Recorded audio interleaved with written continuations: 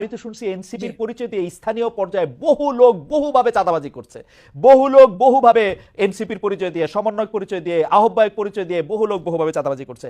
এইটা আপনি এটাকে কিভাবে দেখেন? বিএনপির মানে বিএনপির কি প্রবলেম সেটা নিয়ে এনসিপির বিবৃতি দেওয়ার কারণ কি? প্রথম আলোর একটা জরিপ আমি একটু দৃষ্টি আকর্ষণ করতে চাই, যেখানে 7ই আগস্ট 2024 থেকে 31শে মার্চ 2025 পর্যন্ত একটা রিপোর্ট প্রকাশিত হয়েছিল বিএনপি এবং তার সহযোগী অঙ্গ সংগঠনের অপরাধের একটা তালিকা, যেখানে আর্থিক এবং মৌখিক সহিংসতা মানে হুমকি, চাঁদাবাজি, এটা ছিল 372টা, এবং শারীরিক সহিংসতার রেকর্ড ছিল মানে মারামারি, সংঘর্ষ, সেটা ছিল 488টা, এবং মৃত্যু 70টা। এবং এছাড়াও আপনারা জানেন যে হাতিয়ায় আমাদের হান্নান মাসুদের উপর সংঘর্ষ হয়েছে, হামলা হয়েছে। এবং প্রত্যেকটা জায়গায় আপনি যে বললেন এনসিপির অসংখ্য প্রতিনিধি করছে, আমাদের কিন্তু এনসিপির একটা আহ্বায়ক কমিটি ছাড়া আর কোনো জায়গায়, আমাদের নাগরিক কমিটির বিভিন্ন কমিটি ছিল, কিন্তু এনসিপির কোনো জায়গায় এখনো কোনো প্রতিনিধি দেওয়া হয় নাই বা কমিটি দেওয়া হয় নাই। তো যারা অপরাধ করছেন বা যারা এই নাম ভাঙিয়ে, সমন্বয়ক নাম ভাঙিয়ে বা এখানকার আহ্বায়ক নাম ভাঙিয়ে যারা চাঁদাবাজি করছেন, তাদের কিন্তু গ্রেফতারও হচ্ছেন এবং তাদেরকে কিন্তু আইনের আওতায় আনা হচ্ছে। আরেকটা যেটা, এবং এই যে আপনার জনাব সার্জিস আলম, আপনাদের একজন নেতা, উনি যে 155টা গাড়ি নিয়ে ওখানে গেছেন, তার আগে হান্নান মাসুদের গাড়ি নিয়ে গেছেন, সেটাতে চাঁদাবাজি করছেন, সেটা অনেকেই বলতেছেন। আপনারা কি এটা তদন্ত করছেন? আপনারা তো এটা বিবৃতি পর্যন্ত দেন নাই। আমরা একটা চিঠি দেখছি ফেসবুকে, আপনাদেরই আরেকজন তাকে একটা প্রশ্ন করেছেন, মনে হচ্ছে যে এটা ছেলে খেলা।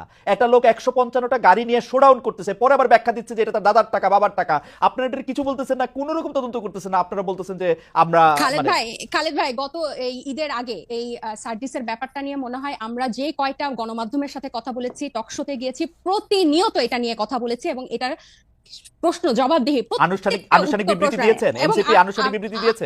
আমাকে শেষ করতে দেন, আমাকে একটু শেষ করতে দেন। যেখানে যে মানে আমাদের তো শুধু একজন তারেক রহমান নাই যে যিনি কথা বললে ওই কথাটাই মানে বেদবাক্য হবে। আমরা সবাই কিন্তু এখানে যেহেতু এটা একটা কালেকটিভ নেতৃত্বের একটা দল এবং সবাই আমরা বিভিন্ন জায়গায় কথা বলছি, গণমাধ্যমের সাথে কথা বলছি। আমরা বারবার বলেছি যে এই তারা যে পাল্টাপাল্টি বক্তব্য দিয়েছে ফেসবুকে, এটা সম্পূর্ণ তাদের ব্যক্তিগত একটা পোস্ট এবং তারা সেভাবে সেটা হ্যান্ডেল করেছে। আমি আরো বলি যে আপনি আমাকে যে কথাটা শেষ করতে দিলেন না। তো এই যে বিভিন্ন জায়গায় যে তাদের এই সহিংসতা এবং তাদের যে স্থানীয় পর্যায়ে নিয়ন্ত্রণ নাই, এটা স্বয়ং তাদের দলের যে তারেক রহমান সাহেব, উনি নিজেও কিছুদিন আগে, এই 2-1 দিন আগে, ঈদের আগে একটা বক্তব্যে বলেছেন যে যারা এরকম করছেন তাদেরকে উনি ডিজোন করেন বা টানতে পারেন না। সো এটা প্রমাণিত যে তাদের স্থানীয় পর্যায়ে তাদের ইয়াটা নাই, কন্ট্রোলটা নাই, এবং নিজে উনি এই কথা স্বীকার করেছেন। আর আমাদের দলের সাথে যে আপনারা বিএনপির তুলনা করছেন, এটা এই কারণে আমি বলবো যে আমরা এখনো সাংগঠনিকভাবে ওভাবে বিস্তার লাভ করি নাই। নতুন একটা রাজনৈতিক দলে অনেকেই কিন্তু শেল্টার নিতে চাইবে বা নাম ভাঙিয়ে এটা করতে চাইবে, কারণ এই যে এইগুলো কিন্তু এই 1 মাস আগে আমরা এসে নতুন করে তৈরি করি নাই, বরং এই পুরনো রাজনৈতিক অপসংস্কৃতির মধ্যে আমরা এসে জন্ম নিয়েছি। সো এখন আমাদের উপর দায়িত্ব এসব রাজনৈতিক অপসংস্কৃতি পরিষ্কার করা এবং ফেরেশতার মতো বিহেভ করা। সো আমরা কিন্তু যথেষ্ট অথবা আপনাদের দায়িত্ব, ডাক্তার জামিল, অথবা আপনাদের দায়িত্ব হচ্ছে ওই সংস্কৃতিটা আরো বেশি করে করা। একটু খালেদ ভাই আমি শেষ করি। ওই সংস্কৃতি বেশি করে না, ওই সংস্কৃতির বিরুদ্ধে কথা বলা। আমরা এই রাজনৈতিক অপসংস্কৃতির বিরুদ্ধে কথা বলতে চাই। এবং বলেন যে গণ অভ্যুত্থান এই কোটা বিরোধী আন্দোলন দিয়ে শুরু হয়েছিল, ছাত্রদের ডাকে হয় নাই। এটা গত 15 বছর বিএনপি নির্যাতিত হয়েছে, এটা যেমন সত্য। 24-এর গণ অভ্যুত্থান বৈষম্য বিরোধী ছাত্র আন্দোলনের ব্যানারে হয়েছে, বিএনপি সেই ব্যানারে এসে আন্দোলনে অংশ নিয়েছে, সেটাও সমান পরিমাণ সত্য। এখানে এটা অস্বীকার করে কোনো উপায় নাই। ঠিক একইভাবে গণ অভ্যুত্থানের যেভাবে সবাই হকদার, এই রাজনৈতিক অপসংস্কৃতি দূর করার দায়িত্ব 1 মাস আগে জন্ম নেওয়া একটা দলের যেরকম দায়িত্ব, 47 বছর আগে জন্ম নেওয়া একটা দলের দায়িত্ব। আমরা শুধু একটা বিবৃতি দেই নাই দেখে আপনি বলতেছেন একটা বিবৃতির কথা। আপা আপনি একটু খেয়াল করে দেখেন, আপনারা 5 স্টার হোটেলে ইফতারি কোথায় করলেন, কে আপনাদের চাঁদা দিল, সেই বিবৃতি সেটা আপনারা বিবৃতিতে জানান নাই। আপনারা রূপায়ণটার মধ্যে 2টা বিল্ডিং ভাড়া করে কেমনে থাকতেছেন, আপনারা এই 8 মাসে এটা আপনারা এটা জবাব দিতে পারেন নাই। আপনাদের শোডাউন করলেন কোথেকে গাড়িতে, এটার জবাব আপনারা বিবৃতি দিতে পারেন নাই। আপনারা কেন হাসনাত আব্দুল্লাহ হঠাৎ করে বললো আর্মি তাদেরকে ডাইকা নিয়ে বলছে আওয়ামী লীগকে রাজনীতিতে আসতে দিতে হবে, তারপরে আপনারা এটার নিয়ে কিন্তু কোনো একটা দলগত অবস্থান আপনারা জানান নাই। আপনারা বিবৃতি দেন না এমন না, কিন্তু আপনারা কিন্তু বিবৃতি দেন। জনাব নাহিদ ইসলাম এবং আপনাদের মিডিয়া সেলের পক্ষ থেকে আমরা অনেক বিবৃতি পাইছি, এগুলি ব্যাপারে আমরা কোনো বিবৃতি পাই নাই আনফরচুনেটলি। টক শো থেকে আপনি কথা কইলেন, এখন আপনার কথাটা কি আমরা শুনবো নাকি আপনার একটা পার্টির বিবৃতি আশা করবো? আপনি নতুন রাজনৈতিক বন্দোবস্তের কথা বলতেছেন, একটা নতুন, আপনি আমাকে দেখাইতে পারবেন যে এনসিপির সাথে বিএনপির কি তফাৎ, এনসিপির সাথে জামায়াতের কি তফাৎ? কোন জায়গা দিয়ে আপনারা একটা তফাৎ করতেছেন আরেকটা জায়গা দিয়া? একটা নতুন বন্দোবস্ত আনছেন, একটা উদাহরণ দেখান একটা নতুন বন্দোবস্তের। আচ্ছা খালেদ ভাই, বিবৃতি দিয়েই যদি এসব অপসংস্কৃতি বা এসব ব্যাপার থেকে মুক্ত হওয়া যেত তাহলে বোধহয় বিবৃতি দেওয়া হতো। আমরা কোন কোন বিষয়ে বিবৃতি দিয়েছি আপনি নিশ্চয়ই সেটা যেহেতু খেয়াল করেছেন আপনি খেয়াল করে থাকবেন। এইসব ব্যাপারগুলা বিবৃতি দিয়ে দায়সারা ভাবে ফেরানো যাবে না, এগুলোকে জনগণের কাছে পরিষ্কার করতে হবে। এবং অর্থনৈতিক স্বচ্ছতা আমাদের রাজনৈতিক দল জন্ম নেওয়ার আগে থেকে আমাদের অন্যতম প্রায়োরিটি। শুধু বাংলাদেশে কোন রাজনৈতিক দলের এই গত 53 বছরের রাজনৈতিক সংস্কৃতিতে অর্থনৈতিক স্বচ্ছতা কখনো কোনো রাজনৈতিক দল দেখায় না। এবং আমরা জন্ম নেওয়ার আগে থেকে এই আলোচনা, আপনি যে 8 মাস বললেন, জন্ম নিয়েছে 1 মাস আগে, এর আগে থেকে আমরা যখন এই প্রক্রিয়ার মধ্যে ছিলাম এটা ছিল আমাদের অন্যতম প্রায়োরিটি। আপনার একটা জিনিস, একজন ব্যক্তি একটা রাজনৈতিক দলের একজন দুজন কিছু করবে সেটাকে ডিফেন্ড করে একটা বিবৃতি দিয়ে কিন্তু ব্যাপারটা থেকে দায়সারা হওয়া যাবে না। তবে স্বচ্ছভাবে মানুষের কাছে পরিষ্কার করা যায়, যাতে এটাই হচ্ছে আমাদের বিএনপি এবং জামাতের থেকে আমাদের পার্থক্য। বিএনপি এবং এই যেসব রাজনৈতিক দল স্টাবলিশ ছিল তারা কি শোডাউনের রাজনীতি করে নাই? তারা কি পেশি শক্তি দেখায় নাই? তারা কি আর্থিক প্রভাব প্রতিপত্তি দেখায় নাই বিভিন্ন জেলায়? এটা তো আপনি অনেক অভিজ্ঞ, আপনি অনেক বছরের আপনার অভিজ্ঞতার। আমি বলি, আমাকে শেষ করতে দেন যে এখন এটা থেকে আমরা ডিফারেন্ট কিভাবে হব, যে এগুলোকে আমাদেরকে চেক করতে হবে। বিবৃতি দিয়ে কিন্তু এখান থেকে দায়সারা ভাবে আমরা মুক্তি পেতে পারবো না, এগুলোকে আমাদের অ্যাড্রেস করতে হবে, এগুলোকে ফ্লেক্সিবল করতে হবে কিভাবে জনগণের কাছে পৌঁছানো যায়। এবং এই ইফতারের কথা এবং রূপায়ণ টাওয়ারের অর্থের কথা আমরা বারবার বলেছি, সেটা টকশো অন্যতম মাধ্যম বাংলাদেশের। না না, আপনারা এটা পরিষ্কার বিবৃতি দিতে কি অসুবিধা? বিবৃতি দিতে কি অসুবিধা আপনাদের? বিবৃতি দিতে কি অসুবিধা? ভাই এটা না, কোনো অসুবিধা নাই, কারণ আমরা মনে করেছি মানে এটা লিখিত কোনো কথা বলছেন না কেন? যে নাহিদ ইসলাম স্বাক্ষরিত একটি বিবৃতি এরকম যে আমরা রূপায়ণ টাওয়ারের টাকাটা অমুক জায়গা থেকে পাই, একটু বলতে অসুবিধা কোথায়?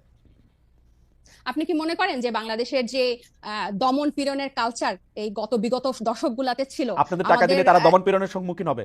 আপনি আমাকে কথা শেষই করতে দিচ্ছেন না, পুরো সেন্টেন্সটা একটু শেষ করি। আপনাকে মনে হয় যে যে দমন পীড়নের সংস্কৃতি বাংলাদেশের রাজনীতিতে ছিল, আপনি একটা রাজনৈতিক দলকে কারা অর্থ দিল, ডোনেশন দিল, সেটা প্রকাশ করার মতো পরিবেশ এদেশে বিগত রাজনৈতিক দলগুলো সৃষ্টি করে রেখেছে? একটা সামান্য ফেসবুকে একটা কথা লিখলে সেখানে যেভাবে আমাদেরকে অ্যাটাক করা হয়, সেখানে আপনি মনে করেন যে আমরা আমাদেরকে ইনভেস্ট করে তার নাম প্রকাশ করব? আর শুধু কি একটা রাজনৈতিক দল, শুধু এনসিপি? আমার খুব আশা যে আপনি আপনার কথা নিজেও শুনতে পাবেন এক সময়। আমার মনে হয় যে আপনি নিজেও হয়তো শুনবেন যে আপনি আসলে কি বলতেছেন।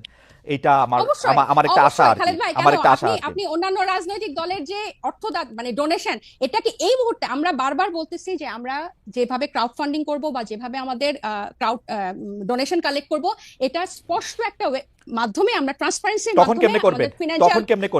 এখন পারতেছেন না, তখন কেমনে পারবেন? আপনি তো উন্নত দেশে থাকেন, ওখানে পলিটিক্যাল পার্টিগুলোতে কিভাবে মেইনটেইন হয়, একদম সেখানে কিভাবে মেইনটেইন পরিষ্কার। আমরা কি এটা একটা অ্যাডপ্ট করতে পারি না? আপনি কি জানেন না যে জো বাইডেনের তখন পারবেন, এখন পারতেছেন না কেন? তখন পারবেন, এখন পারতেছেন না। মাত্র 1 মাস হয়েছে এসেছি, শুরু থেকে এটা করে নিলেন না কেন? যেমন আমি পলিটিক্যাল পার্টি করলে আগে ঠিক করতাম যে তাজনুবা আমাকে 5 টাকা চাঁদা দিচ্ছে, সেটা আগে দেখাই দিতাম। এজন্য আপনি পলিটিক্যাল পার্টি করেন নাই, আমরা করেছি। আমাদের এই এবং আপনি বিএনপি আওয়ামী লীগের মতোই আরেকটা পলিটিক্যাল পার্টি করতেছেন না, এটা আপনি এত তাড়াতাড়ি 1 মাসে আপনি অগাস্টে গণ অভ্যুত্থান থেকে একটা রাজনৈতিক দল আসলো, এরপর জাতীয় নাগরিক কমিটি, এরপর হচ্ছে আমরা দল গঠনে কাজ দিলাম। এবং আমরা কিন্তু এখানে শুধু ছাত্রদের যে একটা অংশ তা না, এখানে কিন্তু সিভিল সোসাইটির একটা বড় অংশ কিন্তু এখানে যুক্ত হয়েছে। এবং আমি আপনার জ্ঞাতার্থে বলতে চাই, এই যে সিভিল সোসাইটির একটা বড় অংশ যে নাগরিক পার্টিতে যুক্ত হয়েছে, এখানে চিকিৎসক আছে, আইনজীবী আছে, ব্যবসায়ী আছে, এবং আমি একটু শেষ করি, এখানে কিন্তু প্রকৌশলী আছে, এখানে টিচার আছে, সাংবাদিক আছে, এবং তাদের একটা কিন্তু ফান্ড এখানে আছে। এবং একটা যখন কর্মসূচি হয় বা ইফতার হয়, এরকম একটা প্রোগ্রামে কিন্তু একটা বড় ডোনেশন বা আমাদের ওয়েলউইশাররা দিয়ে থাকেন। এখন এগুলো যে আমরা প্রকাশ করব, আমাদেরকে কিন্তু একটাই বাংলাদেশের মতো অপসংস্কৃতির রাজনীতিতে জন্ম নিয়ে হুট করে যে আমরা এটা প্রকাশ করব, আপনি হয়তো 1 মাসে পারতেন, আমরা এটা পারি নাই, এটা আমাদেরকে সময় নিয়ে। আমি একটু বলি, ডক্টর জাবিন ঘোষণা দিয়ে যেমন ধরা যায়, আমার কিন্তু বিশ্বাস যে ডক্টর তাজনুবা জাবিনও এটার মধ্যে চাঁদা দেন, কারণ ডক্টর তাজনুবা জাবিনের এই চাঁদা দেওয়ার ক্ষমতা আছে, সামর্থ্য আছে, এবং তিনি সেটি দেনও। এটা প্রকাশ করলে মানে আমি দলটা করতে পারবো, দলকে আমি চাঁদা দিচ্ছি এটাও বলতে পারবো না? মানে এটা কেমন কথা?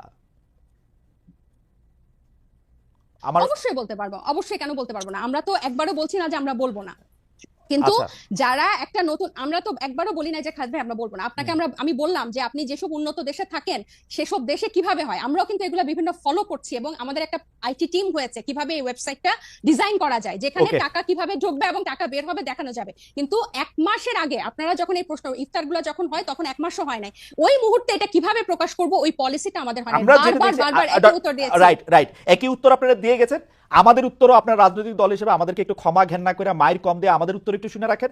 আমরা দেখতেছি আমরা যারা আপনাদেরকে টাকা দিছে বলে আমরা সন্দেহ করি তারা গ্রেপ্তার হয় নাই, তাদের বিরুদ্ধে কোনো মামলা মোকদ্দমা কিছু হয় না, তারা সুখে শান্তিতে আসে।